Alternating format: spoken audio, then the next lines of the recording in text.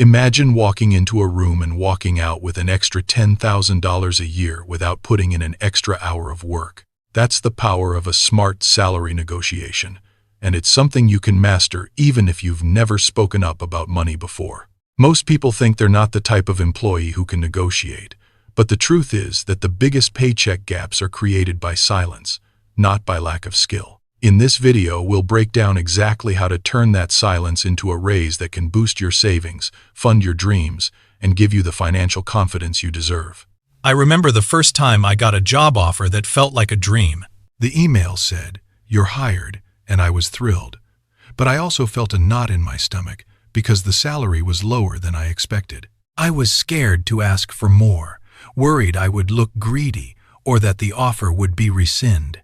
I accepted, and 6 months later I realized I could have been earning $12,000 more if I had just asked. That experience taught me that the fear of negotiation is a habit, not a rule, and that habit can be unlearned with the right approach. The first step to becoming a negotiation expert is to shift your mindset. Think of the conversation not as a battle where you're trying to win, but as a collaboration where both you and the employer want to find a fair value for the work you'll do. When you see it as a partnership, the anxiety drops and you can focus on the facts. Start by taking a moment to list 3 achievements from your recent work that had a measurable impact. Maybe you streamlined a process that saved the company 20% in costs, or you led a project that brought in $300,000 in new revenue. These concrete examples become the foundation of your case.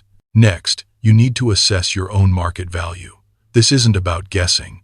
It's about gathering data from reliable sources. Websites like Glassdoor, PayScale, LinkedIn Salary, and industry reports give you a realistic salary range for your role, experience level, and location. Pull up a few recent entries, note the median, and pay for the top 10%. When you see that the average for someone with your skill set is $15,000 higher than what you're being offered, you have a solid benchmark to reference. It's also helpful to talk to peers in your network. Sometimes a quick coffee chat can reveal hidden salary trends that aren't published online. Now that you have data, set your target numbers. Think of 3 figures: your ideal number, a realistic number you would be happy with, and your walkaway point, the minimum you would accept before you decide the offer isn't worth it. For example, if the offer is $50,000, you might set an ideal of $60,000, a realistic target of $55,000, and a walkaway point of $52,000. Having these numbers in mind gives you confidence and a clear roadmap for the conversation. With your achievements, market data, and target numbers ready, it's time to craft your narrative. The story you tell should connect your past successes to the future value you'll bring. You could say, "In my previous role, I reduced operational costs by 20%, which saved the company $200,000 annually. Based on that impact and the market data I've researched, I feel a salary of $55,000 reflects the value I can deliver here." This approach blends evidence with a polite request, making it hard for the hiring manager to dismiss. Before you even pick up the phone or walk into the meeting, rehearse your pitch. Practice out loud, maybe with a friend or in front of a mirror, until the words feel natural. Anticipate possible objections. Perhaps the budget is tight or the company has a salary band. Prepare responses that show flexibility, such as asking about performance-based bonuses, additional vacation days, or a salary review after 6 months. By having these options ready, you demonstrate that you're solution-focused, not just demanding. At this point, you've built the mental framework, gathered the data, set your numbers, and rehearsed your story. The next step will be the actual conversation, where tone, timing, and listening skills become crucial. But before we move on, I'd love to hear from you. What's the biggest fear you have about negotiating salary? Drop your thoughts in the comments. I'm really curious to know what's holding you back. Now, let's talk about the timing of the ask. The best moment is after you've received a formal offer but before you've signed anything. This is when the employer has already decided they want you, so they have a vested interest in keeping you on board. Reach out to the recruiter or hiring manager with a polite email thanking them for the offer and expressing enthusiasm. Then request a brief call to discuss the details. Keep the tone appreciative, something like, "I'm thrilled about the opportunity and eager to contribute." I'd like to discuss the compensation package to ensure it aligns with the market and the value I plan to bring. This sets a positive stage for the negotiation. When the call happens, start by reaffirming your excitement for the role and the team. Then transition to your data. Based on my research, the typical range for this position in our city is $55,000 to $65,000. Considering my experience leading a project that generated $300,000 in revenue, I feel a salary of $55,000 is appropriate. Pause after you state the number. Give the other person space to respond. Listening is just as important as speaking if they mention budget constraints. You can pivot to alternative forms of compensation, like a signing bonus, extra vacation days, or a performance review in 3 months. Remember to stay calm and professional, even if the initial response is lower than you hoped. A common tactic is to ask, "Can you help me understand how you arrived at the current figure?" This invites transparency and may reveal flexibility you can work with.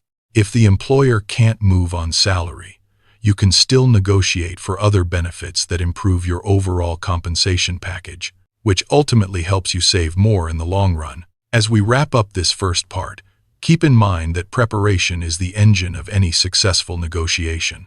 The more concrete evidence you bring, the clearer your target numbers, and the more rehearsed your story, the easier it becomes to ask for what you deserve. In the next segment that follows, we'll dive into the actual dialogue techniques, body language cues, and how to close the deal with confidence. If this insight is resonating with you, give this video a like and let it remind you that you have the power to shape your financial future. Now let's step into the actual conversation.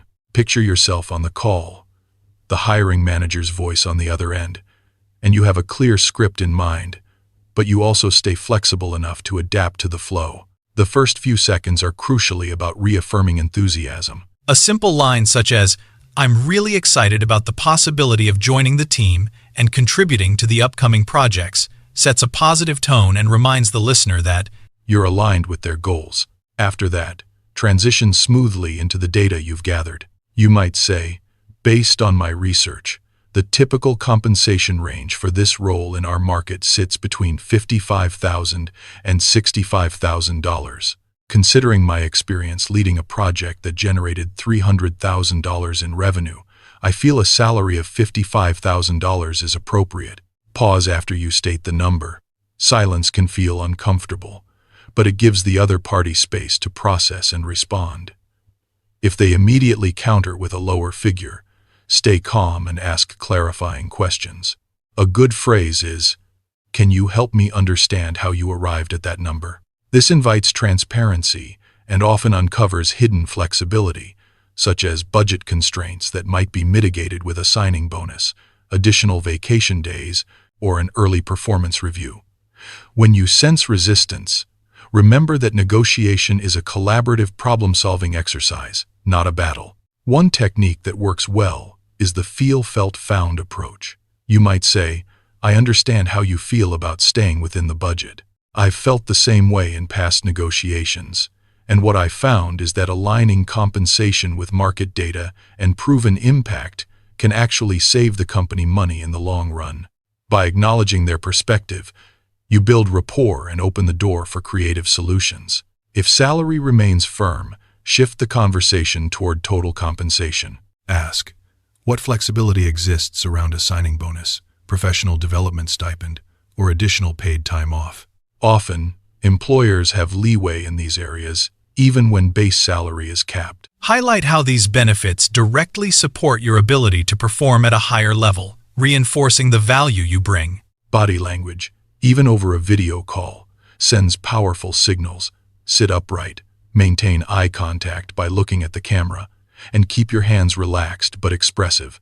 Nod occasionally to show you're listening, and mirror the interviewer's tone subtly to create a sense of connection. When you speak, pause deliberately after key points. This not only gives the other person time to absorb the information but also conveys confidence. Avoid filler words such as or like, which can undermine authority. If you're on a phone call, Focus on vocal tone, a steady, measured pace, slight emphasis on numbers, and a warm inflection when expressing enthusiasm. These vocal cues reinforce the message that you are both professional and personable. Now, let's talk about handling objections. A common pushback is, "Our budget for this role is fixed."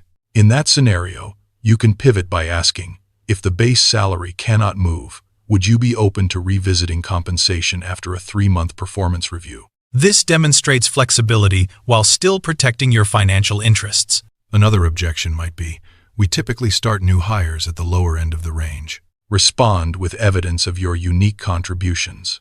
I appreciate that approach, and I'd like to share how my experience in streamlining processes reduced costs by 20% in my previous role, which directly aligns with the efficiencies you're seeking. By tying your ask to concrete outcomes, you make it harder for the employer to dismiss your request. Closing the deal is where you solidify the agreement and set the stage for future success. Once you reach a mutually acceptable figure or package, summarize the terms clearly. Just to confirm, we've agreed on a base salary of $57,000, a signing bonus of $3,000, and an additional 2 weeks of vacation. This recap ensures both parties are on the same page and prevents misunderstandings later. Follow up the conversation with a concise email that thanks the hiring manager for their time, reiterates your excitement, and outlines the agreed-upon terms. A well-crafted email not only serves as a record but also reinforces professionalism, leaving a lasting positive impression. Let's bring all these concepts together with a real-life case study. Meet Maya, a software engineer who received an offer for a junior position with a base salary of $52,000. She applied the 5-step framework we've discussed. First, she researched market data and discovered that the typical range for her role in the city was between $54,000 and $62,000. She then prepared a concise list of achievements, including a project that cut deployment time by 30% and saved the company roughly $20,000 annually. During the negotiation call, Maya started by expressing genuine excitement about the team's mission, then presented her data and highlighted the cost-saving project. When the recruiter offered $52,000, Maya used the feel-felt-found technique, acknowledging the budget constraints but pointing out how her proven impact could offset those limits. She proposed a compromise, a base salary of $57,000 with a performance-based bonus after 6 months. The recruiter agreed and added an extra week of vacation as a goodwill gesture. In the end, Maya walked away with a total compensation package that was $15,000 higher than the initial offer, and she secured a role that aligned perfectly with her career goals. What does Maya's story teach us? It shows that preparation, data-driven storytelling, and a collaborative mindset can turn a modest offer into a substantial gain. It also illustrates that negotiating isn't about demanding more. It's about aligning your value with the organization's needs. When you approach the conversation as a partnership, you're more likely to find creative solutions that benefit both sides. Now that you have the tools, it's time to put them into practice. Take a moment right now to write down 3 concrete achievements from your recent work experience. Then, open a new tab and search for salary data for your role in your city. Jot down the low, median, and high ends of the range. Finally, draft a short script that combines enthusiasm, data, and a clear ask. Practice it out loud, perhaps in front of a mirror or with a trusted friend, until it feels natural. The more you rehearse, the more confident you'll sound when the real conversation happens. Before we wrap up, let's address a common fear: the worry that asking for more will make you look greedy or ungrateful. Remember, the market sets compensation based on supply and demand, not on personal feelings. By presenting objective data and linking your request to measurable contributions, you shift the focus from personal desire to business rationale. Employers appreciate candidates who understand their own worth and can articulate it professionally. In fact, many hiring managers expect you to negotiate. They often leave a little room in the offer precisely for that reason.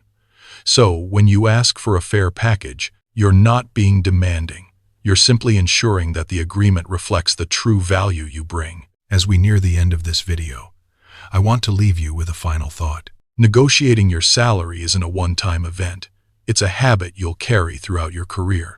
Each successful negotiation builds confidence, improves your financial trajectory, And sets a precedent for future discussions. Think of it as an investment in yourself that pays dividends over the long term, allowing you to save more, invest more, and achieve the financial freedom you envision. If you found these strategies helpful, Let me know in the comments what part of the negotiation process you feel most confident about, or which step you think will be the biggest challenge for you. your experiences can help others who are on the same journey. And if you're ready to take the next step, Consider sharing this video with a friend who might be preparing for an offer. Spreading knowledge is a powerful way to lift each other up. Thank you for staying with me through this deep dive into salary negotiation. remember, preparation is your engine, data is your fuel, And confidence is the road that takes you to the destination of a better paycheck and a stronger savings plan. Keep practicing, stay persistent, and watch how those incremental raises add up over time. Until next time, keep negotiating like an expert and keep building the financial future you deserve.